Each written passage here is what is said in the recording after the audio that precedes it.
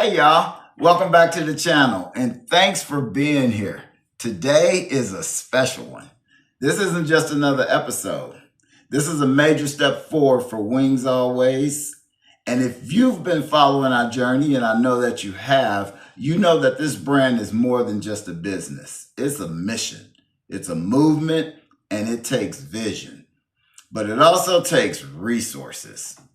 And that's exactly what we're going to talk about today. For the very first time, Zephlin is sitting down with our grant writer. Sevyn Solutions, which is owned by Dominique Nock. Someone who's going to help bring real funding into this vision and help us expand our impact. Whether you're building your own brand or you peeping in on our journey and brand. This is going to be some game you don't want to miss. So grab a seat, lock in, and let's go behind the brand. We're pulling back the curtains, y'all, and we're going to let you in. Not just on what we're doing, but how we're doing it. So grab a seat and lock in. Let's go behind the brand. Take a seat, sit back, relax, and just come with us on this journey behind the brand. Our very first conversation with our grant writer starts right now. You know what? I like that. You can take away the kinda. How good was it? You know me, I'll keep talking. How did the playwright work? I feel like I got a prove myself. Hold on. I feel disrespect. Whether they have, children or not, single parents or not, there's people out there that don't have children that still, have a world of things that they have going on. So what advice would you give to that next aspiring artist? Yeah. So some advice that I would give is, I never in a million. All right. So basically, Wingz Alwayz. Wingz Alwayz. Yes, I Our company. I'm gonna give you a little bit about where it came from. So, okay. for me, I've been in the restaurant business ever since I was 16 years old. So I started in the restaurant business at 16. I was, I loved it. I fell in love with it. I guess I had a great manager at the time. When I first went in, I worked at KFC. And I used to ride my bike like 6 miles all the way to the restaurant. And I did not mind it at all. Rain, cold, whatever, I got to the restaurant. And so I had a great crew. There were some people who were there that worked with me, that trained me well, that we all became a family. And that's kind of where I got my first love for just the hospitality. And I stuck with it all the way through college. I ended up working for the same company. I worked for KFC. I just kind of switched from my little hometown, and then I went to my university and started working for them. But I only worked at the KFC for a little while before I found another restaurant to work with, and that restaurant was called Bob's Fish House, which was a company who owned Applebee's. It was a guy. Excuse me. He owned Applebee's. He owned Shoney's. I don't know if you remember Shoney's. You may not be old enough to know I about remember Sean. Shoney's. Do you really? Yeah, Okay. I do. It was Applebee's, Shoney's, and he owned Broussard's, which was a Cajun restaurant. So he owned all three of those franchises, and he owned a Captain D's. So he converted his Captain D's to a Bob's Fish House, which really was a Joe's Crab Shack fast food casual side, because he stole a lot of the Joe's Crab Shack ideas. Peace, love, fish. We had those shirts. All our walls kind of looked like the inside of a Joe's Crab Shack, and but we were just kind of fast food. So it was really successful. Did really really well in the town that I was in, and he decided that he was going to retire. He wanted to get out of restaurant business, and so I was like, sell me, but well, actually, before that happened, let me go back. I had left there for a little bit because I got hired. I was with this company called Ponderosa. You remember Ponderosa? Okay, so You don't remember Ponderosa? No, I don't remember You Ponderosa. remember Shoney's, but not Ponderosa? So Ponderosa and Bonanza was like a buffet place. There was a Ponderosa, Bonanza, and Orion's. So those were the main, Buffalo, or not Buffalo, buffet places in the 90s. And so I ended up working for Ponderosa for a while. And great story about Ponderosa. Not a good story, but a great story in the sense of how I ended up saying that one day I'm going to own my own restaurant. But Mhm. we'll come back to Ponderosa.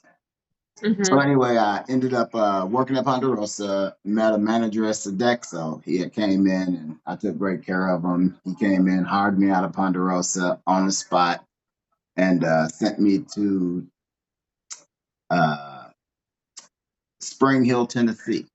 So he sent me to Spring Hill, Tennessee to work in the Saturn plant. So I managed all the restaurants inside the Saturn plant in Spring Hill, Tennessee. So I ended up leaving college. It was like my junior year. So I ended up leaving college, going to do that. And which was great. Great experience, great overall everything. It was the first time that, excuse me, it was the first time that I, actually left not just home, but my comfort zone. Because, home was home, but college was my new home and it was my new comfort zone. And here I am working with this company now that's sending me to some foreign place I've never been to before. But it was a great experience.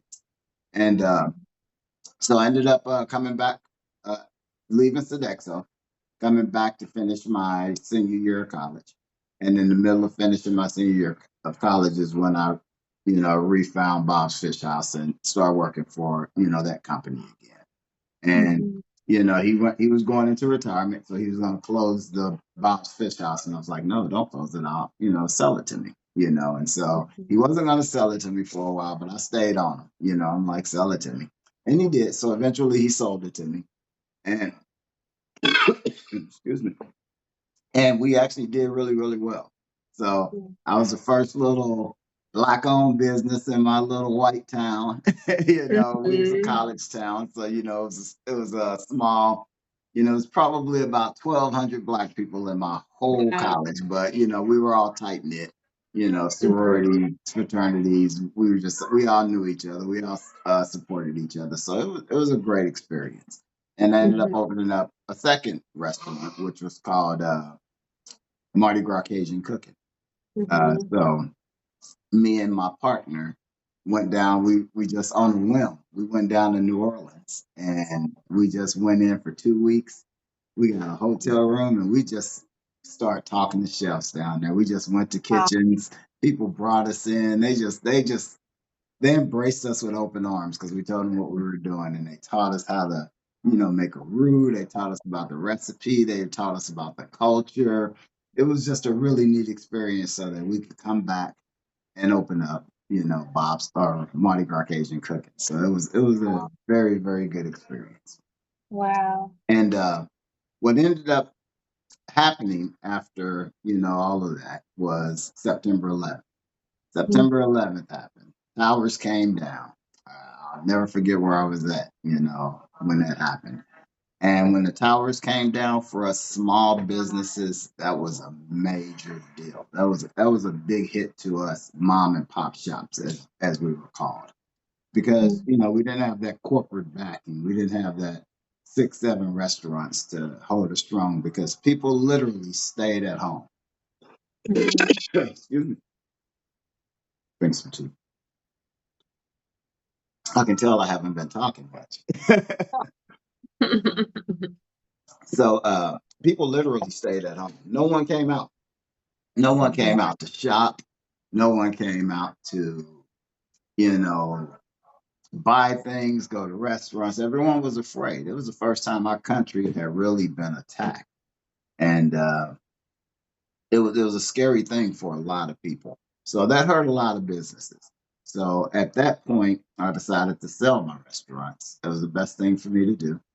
And just to break even to get out of it. And I joined Logan's Roadhouse, Okay. and so that company hired me, and I went on to do really good with that company. Went to several different states, opened up. several restaurants with them, and it was just a good deal. One of the things I found out being in corporate America is that for people of our color, we they don't value us as the the best way to put it. They don't value us as far as running or trusting us to run their operation. Now they will trust us to do kitchen work. They'll trust us to be those kitchen managers. They'll trust us to even be general managers, front of house managers. But when it comes to having to say, the regional managers, the vice presidents, the CEOs, uh, the regional vice presidents, those jobs are for select people. And a lot of times it's not our faces in those jobs or in those roles. Uh, so, excuse me. But it's a lot of talent. It's a lot of us out there that are very talented. There was a lot of kitchen managers. We had 200 restaurants at the time that I worked with Logan's, and I opened up another 50 restaurants while I was with Logan's. So by the time I left Logan's, we had 260 some restaurants. And Wow. so we So you had, started with Logan. So when you went on with Logan's, they were just opening? they only had, when I started with Logan's, we only had 42 restaurants. Oh, wow. Yeah. And Logan's so, Row House, the steakhouse. oh, yeah. Oh, wow. Yes. And so we were originally owned, well, we were a holding company. We were never really owned by anyone. We were, Cracker Barrel was our holding company. So Cracker Barrel, was where we got our money from. Cracker Barrel, about halfway through my career with Logan's, dropped us. And so the rest of the time we were just held by, holding companies. So holding company in New York or a holding company out of California, just ready to just hold us to sell us, to the next buyer. Mm-hmm.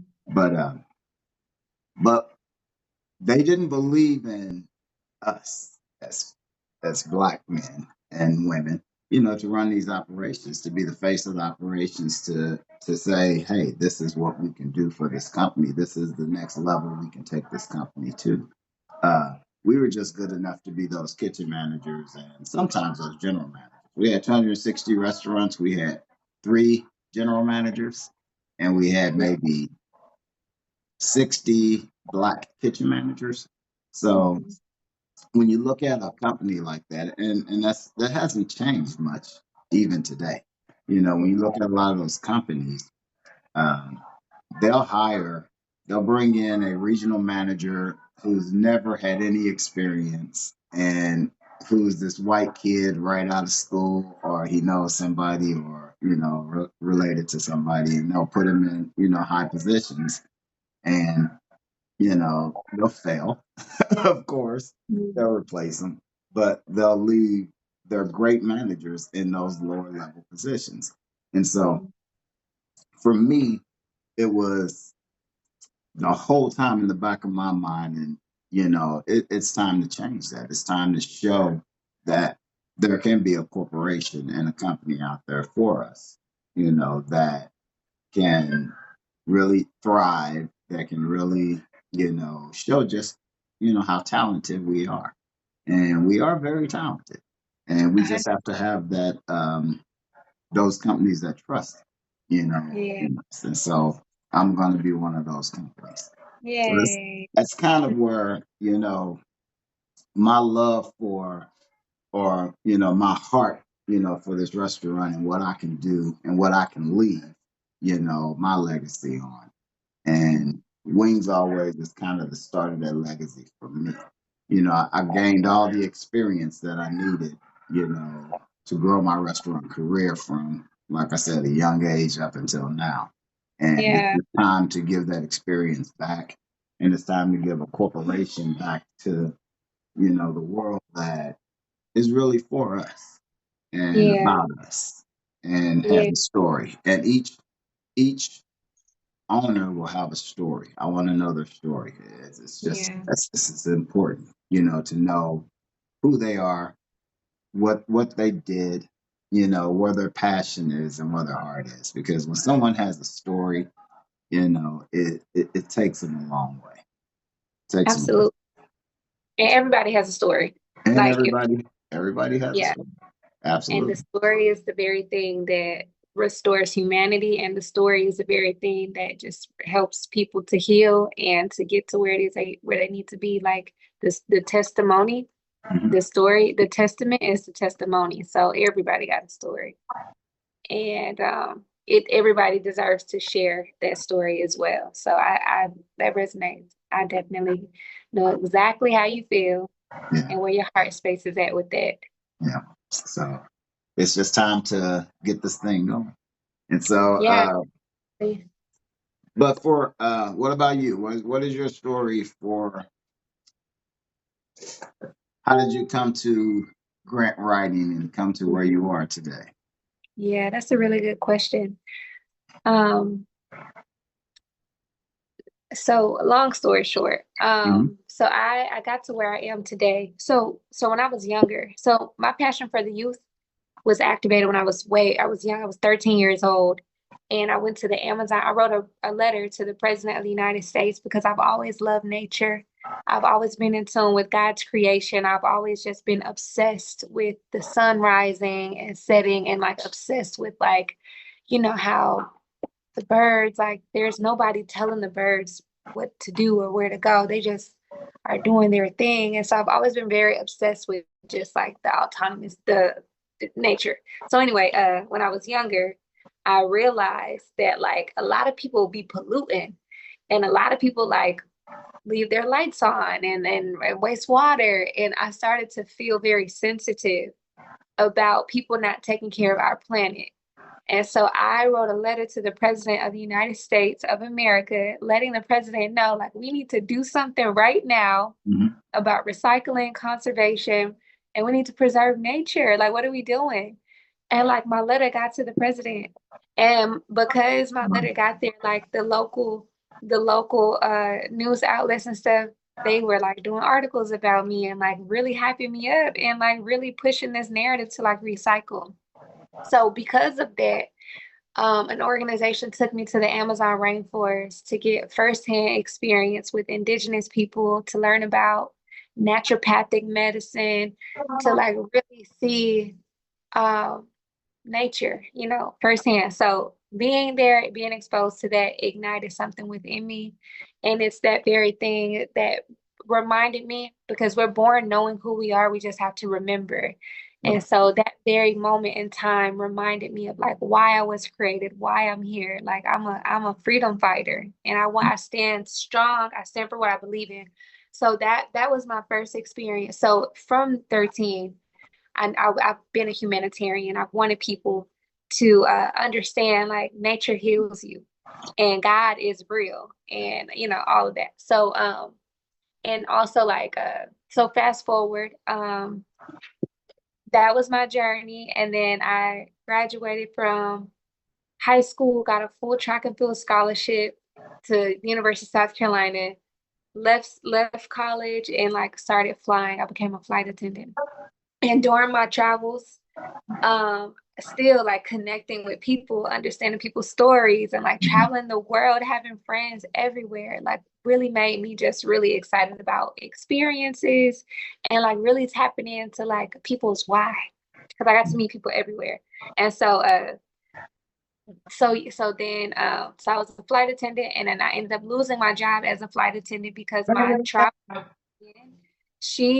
my flight, the lady on my flight benefits, she pretty much violated, the benefits. She got into it really bad with a flight attendant, and that's something you just can't do. She actually put her hands on the flight attendant, and because she did that, I lost my job.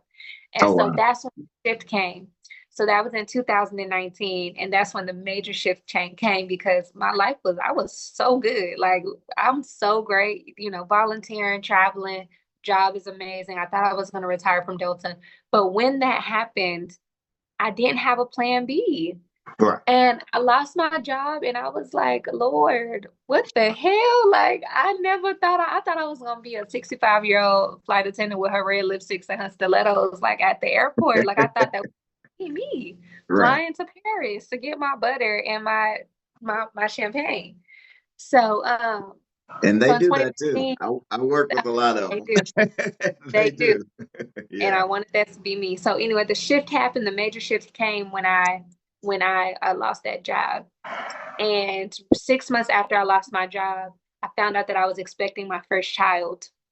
And my child's father at the time, we were just truthfully, like, we're adults here, like we were just friends with benefits, and like we were never supposed to get pregnant ever, and we never had unprotected, like we always were very careful, but I ended up getting pregnant 6 months after I lost my job. He was not happy about the pregnancy, and he wanted me to terminate, and I told him that I was going to terminate, but then like something happened with him and I just couldn't terminate my pregnancy. So we had that conversation, and he pretty much said, well, he didn't want any more children, so I'm gonna have to do it by myself because he's not gonna be involved. And if I have this baby, I'm taking his choice away.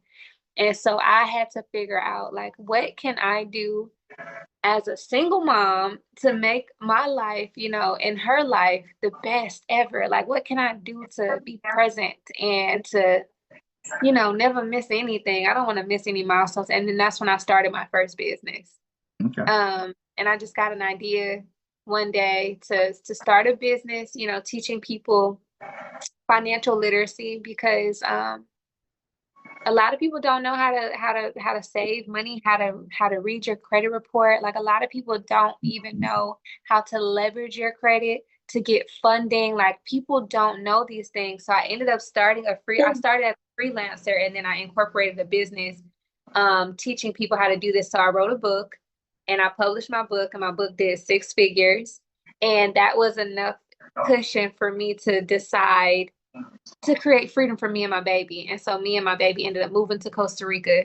And Hmm. then I ended up building some property in Costa Rica, expanding my business. I built a creator studio, helped a whole lot of people in Costa Rica, and just like invested in real estate. Me and my baby started surfing and like just living our very best life, traveling the world, and just living the life that I really wanted for me and her. I wanted to travel with my baby. I want my baby to grow up speaking multiple languages. I want her to live off the land, and I want to be off grid. So I did that. And it wasn't until last year where I was just booming, business booming, like we doing having $80,000 months, like we popping. There came a moment where everything overnight shifted because of a dispute. Like, it was a lot that happened, and overnight I lost everything. And so I hit a moment in my business where I needed funding. Like, I needed to cover payroll. Like, I had a month where I'm like, oh, I know y'all eat because of me, this job, because y'all work for me, and I could not let myself sleep. And I couldn't sleep knowing that I might not be able to make payroll. So that's how I got my first grant. It was $5,000. Somebody was like, you should just look into grant funding. Like, if you are here in your business, you're at this place, you need to figure out, just figure it out. And I literally found a grant, applied for it, and I got $5,000. And I was like, oh, all I had to do was fill out this application, and I got $5,000, and I can cover payroll this month and next month. I'll run it. And so I was like, I need to actually get into this space because a lot of people can benefit from this as well. And so that's when I decided to go heavy into the space. And I found a certification program to get training, to get professionally trained, to know how to do funding strategies, to really become a grant writer and really like master this. And man, I just hit the ground running. But that's how I got into the space, because my business actually financially hit a very hard space, and I needed to figure out how to still take care of my team, my family, How to and get make up. some sense. So yeah, Yeah. and the grant came through for me. And then I just started to really, really master. And anything that I do or I give my time and attention to, I give it my all, Okay. because I believe that your time is the most valuable thing. And I'm passionate. So I give it my all because I'm a passionate woman. And so, so I got my certification, and I started working with for-profit and nonprofit organizations. And then when I got $75,000, like we just started getting money.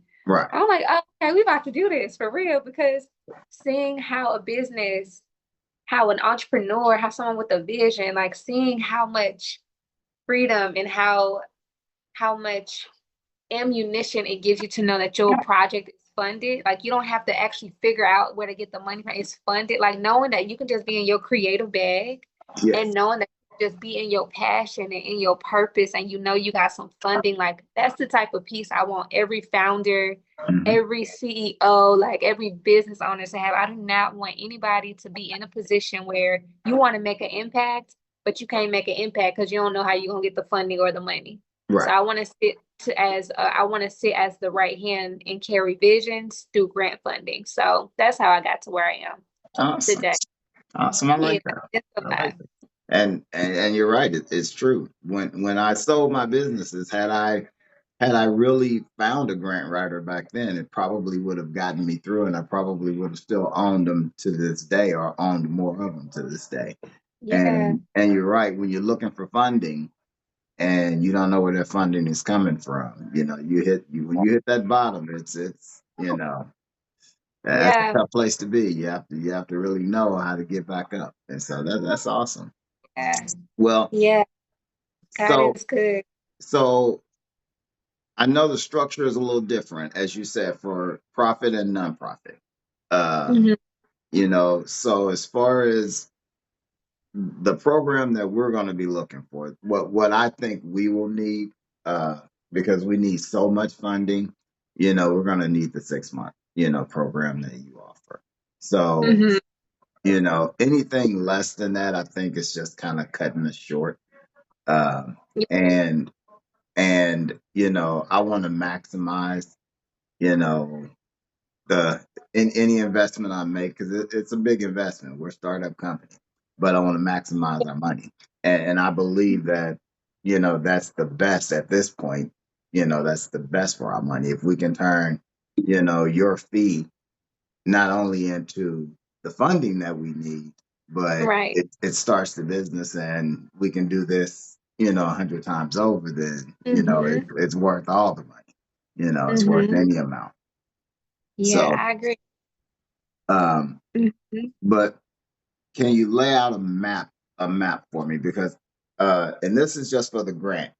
We're not even talking about the other things that we want to do as far Mhm. as the fundraising events, For because I think sure. the events are so important because they allow our Let community. me I don't mean to interrupt you. This is gonna end. So this Zoom is gonna end in Oh, 10 minutes. So let's hop off and then hop right back on. Let's use the same exact link okay. and then get right back on. My apologies. I didn't Don't realize be, I was on don't be a screen. problem. So Don't be. end it and then let's use the same link to get back on.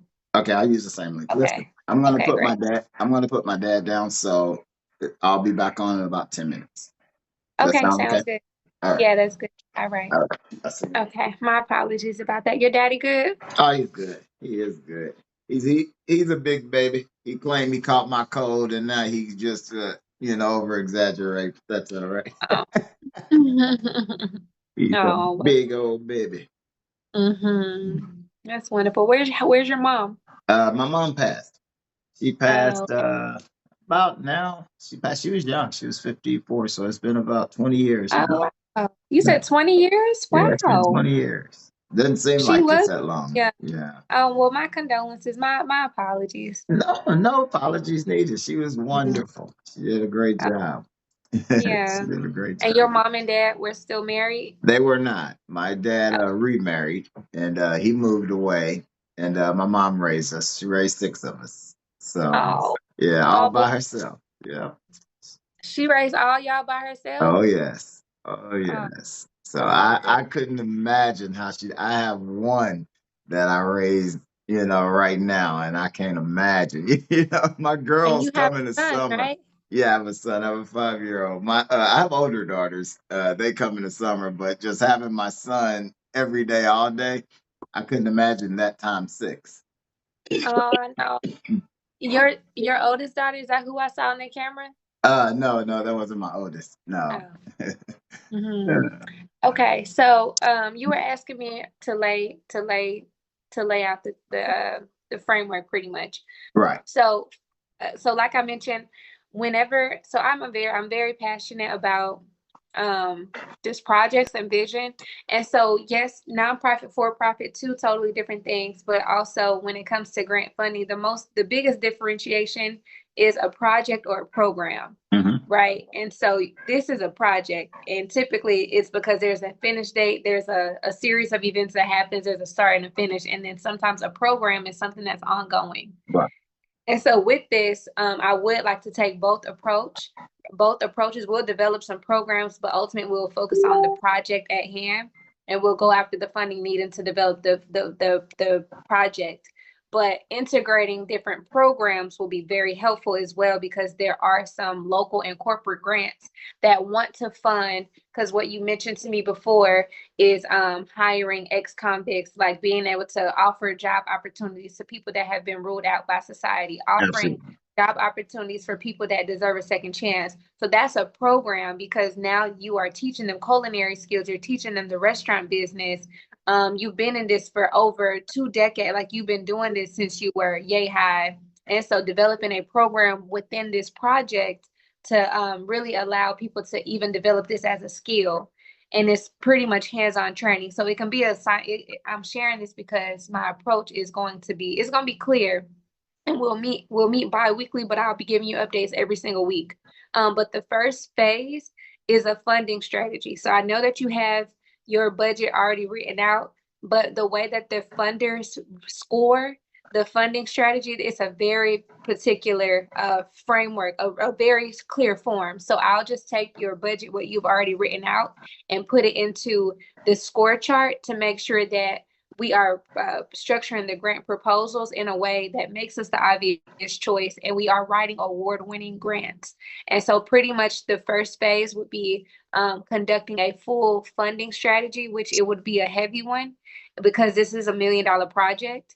And so we'll be able to go after, one grant. Of course, we can find one grant that could potentially, fund the entire project, but we want to take multiple approaches. And so we'll develop a strategy and we'll identify funders that you qualify for. I'm going to research, which I already have. Like, I actually have a list of like 13 that I've already looked into, because ever since we first talked, I was like, oh, this up. And I like to be prepared. And whether you decided to work with me or not, like, I still want to be prepared for our first meeting, our onboarding call, because it's like, well, this is what I've already done. So I say that to say I have gone to research funders that have funded very similar projects.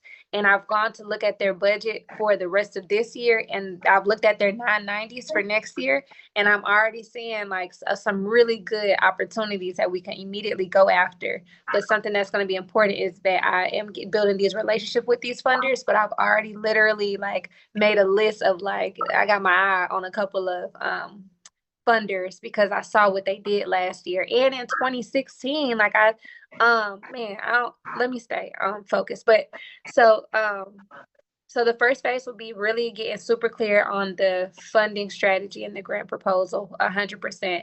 And I know that you said that we're talking about grants, but sponsorships go hand in hand with grants because we're talking about funding. So when it comes to building out the programs, when it comes to all of that, it's all funding. And I'm extremely confident that I can secure sponsors within the next 30 days. Like that, I'm sure of. That I do know that I can do. So in addition to the grants, I'll be building out, in addition to this first phase, I'll be also building out sponsorship packages and pitch decks, because that goes a long way. And so that's the first phase. And that's going to take about, the first phase is anywhere from 2 to 3 weeks. We'll meet twice within that first phase. I'll be doing the initial research, putting what I call a prospect overview, just showing you in a 3-sheeter. I pretty much condense everything into 3 sheets, and I just present it to you on our first meetup. And then you do whatever you want to do with that. But I also reverse engineer and I build SOPs and things like that. So if anything ever happened to me during this time or whatever, you can just take this and build from it, give it to someone else. I want anyone that steps into this space to say, okay, cool, this is clear. Oh, I see the mission. I see the vision. Oh, let's go. I want to be able to like seamlessly pass the baton if I have to. Okay. But I don't necessarily see that, but building out those SOPs so pretty much building the foundation. And as you know, like you built homes, you built businesses, you built restaurants, like you got to build on a solid foundation. So I know you already have what you have in place, but I would just come in, take that and just tailor it and fine tune it in a way that makes us the obvious choice for grant funders. And so as we move into phase 2, the grant will start applying for the actual grant applications, because if I'm going after, like right now I'm co-writing, I just started I'm co-writing a $3 million grant, and it's an 88-page application, and we're co-writing. So I'm sharing that because I also still have a huge network of certified grant writers. We in the billions now with grant funding, and so I can pull on them at any given time to say, hey, like lay your eyes on this, look at this application with me. But I'm currently co-writing. It's actually 3.6 million. It's a $3.6 million grant, and 88 pages, like it's a lot. So as we go into phase 2, it'll be all applications. It'll be all literally applying. And so that also, I also give myself 2 to 4 weeks. I hear my baby crying. You can go handle that. You can go ahead. I think she's okay. 2 to 4 weeks there. So each month, each phase, that'll be happening. So in addition to the applications that we'll be applying for, we'll also be pitching to potential sponsors. And let me grab her. Give me 1 second. Yeah. So yeah, the sponsorship package, the sponsorship proposals and the pitch decks, like it's not a part of grant writing at all, but it's just something that I would like to 100% incorporate, because I know for this particular project, man, and then just having it to where even if we just have like just something to really speak. So I'll put together the sponsorship packages, period, just because that's something that I want to do. Okay. I'm going to be doing that in addition to the grant. So it's not a part of it. It doesn't go hand in hand, but I know how to get funding. And so I want to incorporate that. And even having it to where, the first 50 sponsors get like a gold star at the first location, making it just really, and we talked about this already, but just making it like super attractive. Yes. And making these initial sponsors feel like, man, we really a part of something huge. Right. So when it comes, and that all leads into event planning and things like that. But let me stay on track and not deviate too much. I just get so excited. So phase 2 is the grant application launch. So that's when I'll actually begin applying and sending out the pitch decks and identifying, who I need to hop on a call with. I'll be monitoring the application, because a lot of times when you apply for a grant, and we go into, review status, a lot of times we're in review status because we met all the qualifications, but sometimes we got to go back and edit and modify certain things. So okay. That second phase will be like modifications, communicate with the grantor, figuring out, what we need to, fix or retract and things like that. And so that'll happen, and we'll just, go back and forth with that. And then phase 3 and 4 is just ongoing grant support. So I'll continue submitting new grant applications.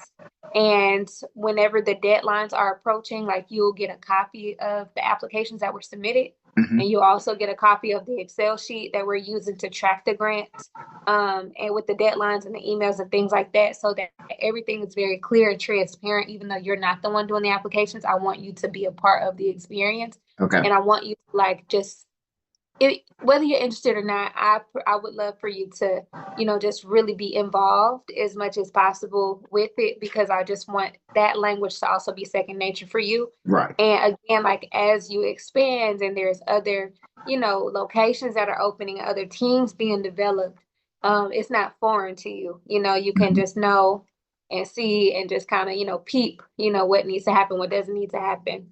And so, that is something. So we'll meet bi-weekly virtually, but every single week we'll have a progress report. You'll be able to see and monitor, what we have going on. I do have an executive assistant that works as my right hand.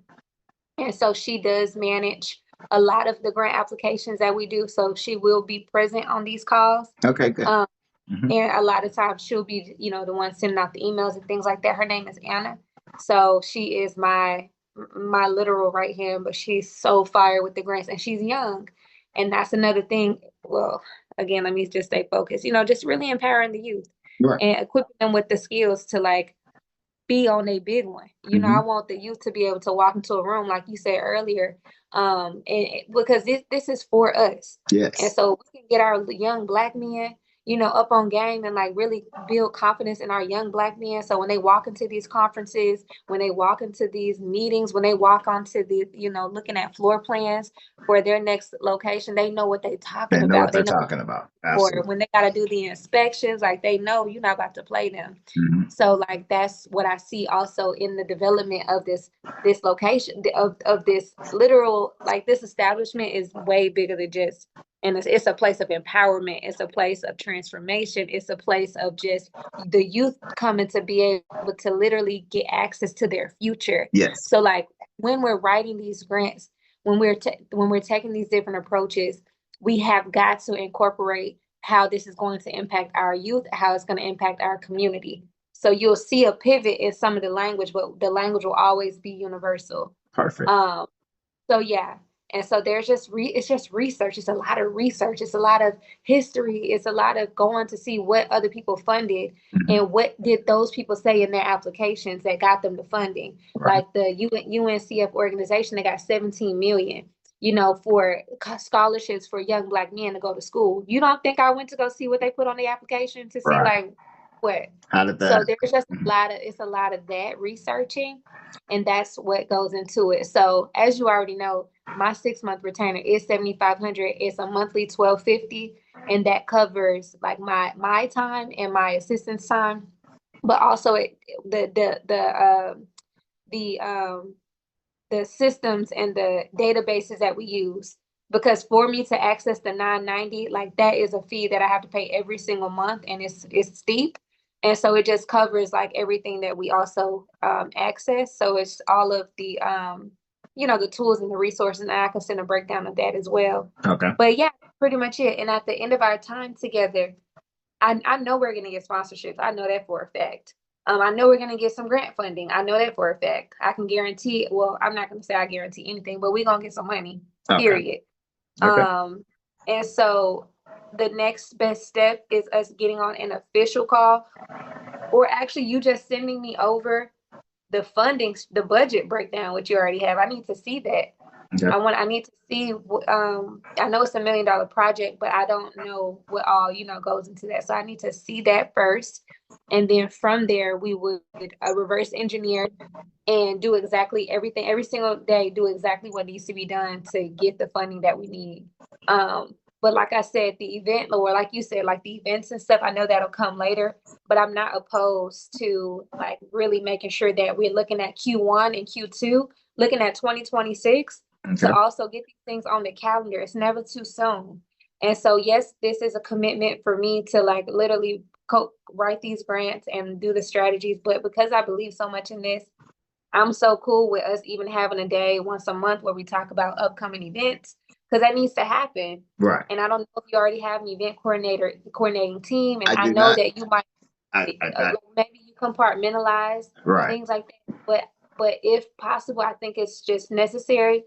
If you're a compartmentalizer, I get it. I don't want to overwhelm you, but like looking at the entire scope and what the big time goal is, and go ahead and put those things and those people in place, because I think a black tie event and inviting the mayor to come out and showing that visual that you already have on a big screen and having a beautiful 3-course dinner and just talking about the impact and the changes it's going to make in our community, and even like the recycling the recyclable shipping containers. Yeah, shipping containers. Like now we talking about conservation and preservation. Now we're talking about preserving energy and conserving nature. Yes. Now we talking to the tree huggers, right? Like now we're talking to a whole totally different demographic. So now we can host an event, on Go Green Day, which is March 3rd, and we can host a beautiful event. We know all the tree huggers gonna come out, and we can just really talk about how we're literally shifting this space, because now we're taking a more energy efficient route. We can even talk about how we're going to have solar panels and, just the impact that it's going to make on the community, and have people franchise this particular framework so we can save the planet. Right. So having these events. So we have to just really be clear. And we have to get Q1, because this project is happening and it's going to happen fast, and we just got to be prepared. So let's knock out the end of this year for sure with our goals and just identifying what can happen. Because I don't mind traveling to Oklahoma. I really don't. Okay. Good. At all whatsoever. And Meetings. if you guys have to do that, our company will take care of that. So, it's not something Yeah. that's out of you all's pocket. We'll take care of everything. So if you guys come Okay. over here, so when your team comes. So Okay, great. but Yeah, and so I'm so open because it's gonna have to happen. Like going to the Chamber of Commerce and yes. building these relationships. It has to happen. Right. So, and that'll be more in phase 2, Okay. where we're doing that. But phase 1 is all about making sure the foundational things are in place and that we have a universal. We know that because the thing is, also, I know I'm talking so much and you only asked me one question, but I'm gonna say this one last thing. Like whenever these people, the grantors, are reading, so when we submit a grant application, it's in sections. So one section might go to a person in one department, one section might go to someone else, one section might go to another person. So it's very important that we have a congruent, I call it a boilerplate, so that anybody that's reading any part of our proposal, they know what's up. They know what we're doing. Right. I think that's why some people don't get funding, because the wrong person will get a different section of it, and that's what they're supposed to score, and they're scoring it based off of what they're told to score it on, and then it's just not clear. So that's what I do. I just make everything super clear during that first phase. And like I said, that's what I need. That's what I need. Okay. And that's really why I like your company. And that's why I like your vision, because I feel like you can see what we're doing. Yeah. And that's the hardest thing to find is someone who really understands what it is you're exactly doing. And you can see that. And I mean, I told you we're running this like a campaign. We have to have those talking points. We have to have that clear vision. We have to say, this is what we're doing and this is why. And so I feel like you can bring that to this team. You can bring that to our company. You can make that vision clear. Well, I appreciate that. Thank you for saying that. I definitely believe that God is great, and I believe also the same. And just knowing what I know, and just identifying the different target audiences, we can bring so many people together. Like I said, the tree huggers, the youth, the young men that are transitioning out of their freaking group homes. Yes. This military. is a People coming home from military. Yes. Military gives money for those that are opening up their own business. There's a lot of programs out there, like you said, on that side of it, for those that want to open up their own company. So let me Home Depot.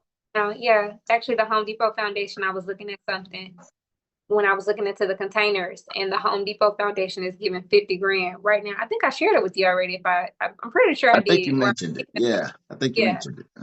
So that was one of the ones that I immediately was like, oh, we can go after this one now. Because the deadline closes on the 30th of October.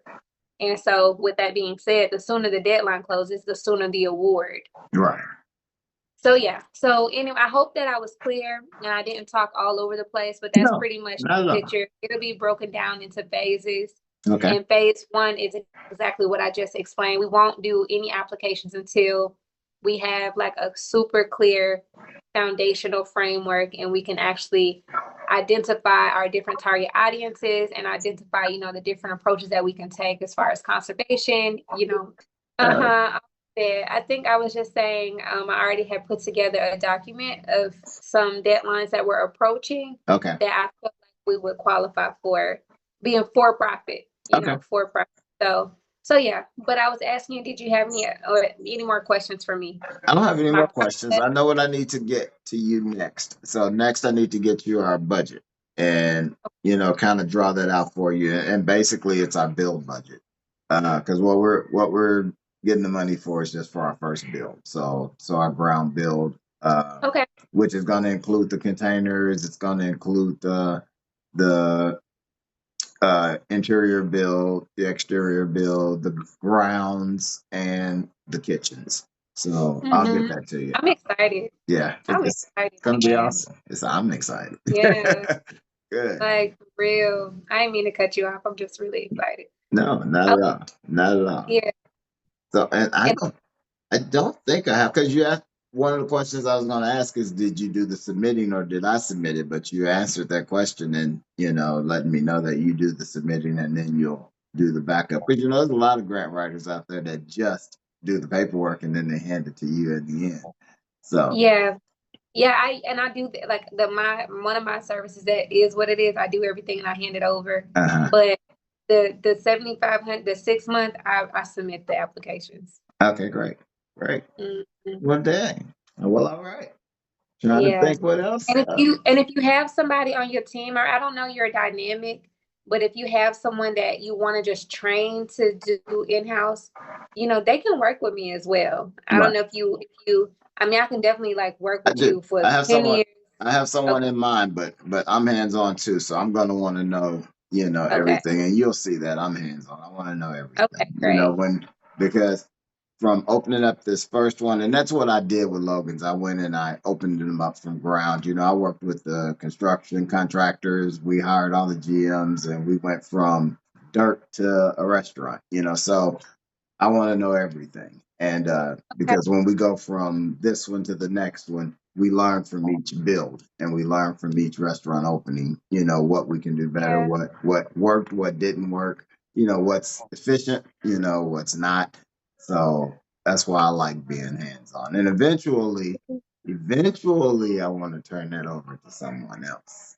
So, Yeah. but for now, I'll be hands on everything. So I have Hmm. no problem with that.